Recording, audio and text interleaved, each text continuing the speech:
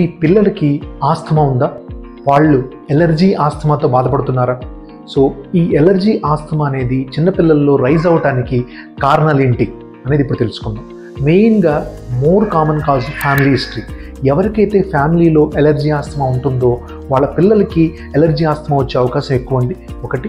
Second వచ్చేసి వాళ్ళకి air pollution exposure, ఎక్కువ ఎయిర్ పొల్యూషన్ ఎక్స్పోజర్ ఉండటము, దాంతోపాటు unhealthy food habits, more junk food కానీ, లెస్ ఫ్రెష్ ఫ్రూట్స్ కానీ, లెస్ వెజిటబుల్స్ తీసుకోవటము, అండ్ మోర్ హైజీనిక్ ప్లే, అంటే మోర్ హైజీనిక్ ఏరియాలో ఎక్కువగా ప్లే చేయటము, నార్మల్ రొటీన్ గ్రౌండ్ ప్లే కానీ అండ్ మడ్ ప్లే చేయకపోవటం, అసలు ఇవన్నీ కూడా మీ కిడ్స్లో ఎలర్జీ ఆస్తమా రైజ్ అవడానికి చాలా హై కారణాలండి. సో దీన్ని ప్రొటెక్ట్ చేయడానికి ఏం చేయొచ్చు? Clean and fresh air, healthy diet and healthy habits, and let's give them the best lung care they deserve.